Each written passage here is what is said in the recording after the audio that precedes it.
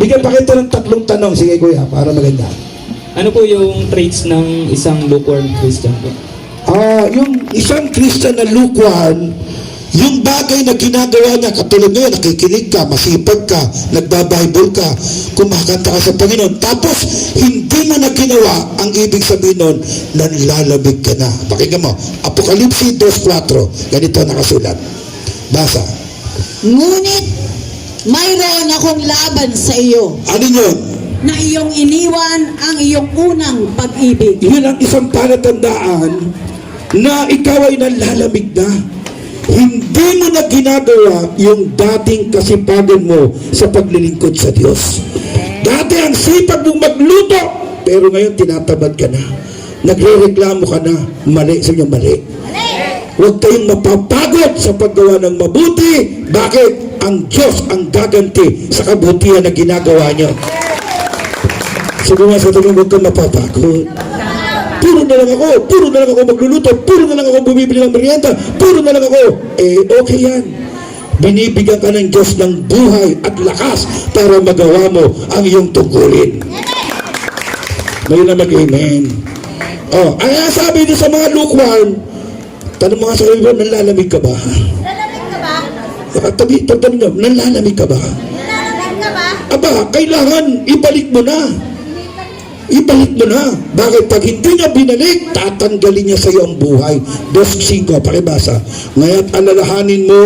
Kaya't alalahanin mo kung saan ka nahulog. Ako nahulog ka na tuloy. At magsisi ka at gawin mo ang iyong mga unang gawa. Tuloy. O kung hindi, ay paririyan ako sa iyo at aalisin ko ang iyong kandelero sa kanyang kinalalagyan maliban na magsisi ka. Magsisi ka na. Kaya lang, baka naman kaya ka ng lamig kasi yung simbahan mo, mali ang turo, hindi tunay. Subukan mo umatid sa Bible Forum. Dito, dalisay at tunay ang aral ng ating Panginoon sa Kristo.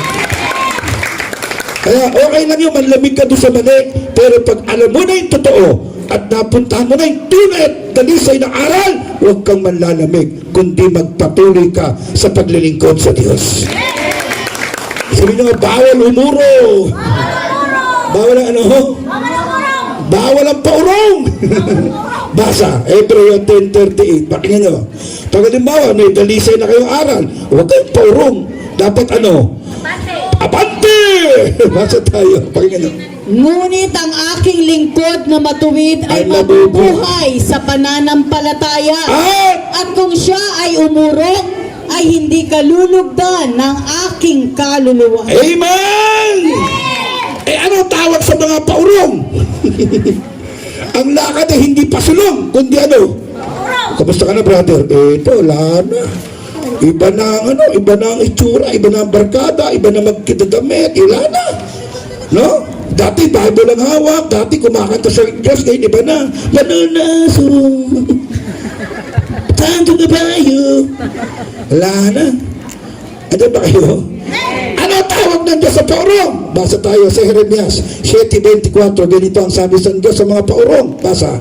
Ngunit hindi nila dininig o kiniling man ang kanilang pakinig, kundi nagsilakad sa kanilang sariling mga payo at sa pagmamatigas ng kanilang masamang puso at nagsiayong paurong at hindi pasulong. Masama palang tao yun pag ang lakad mo hindi pasulong, kundi ano?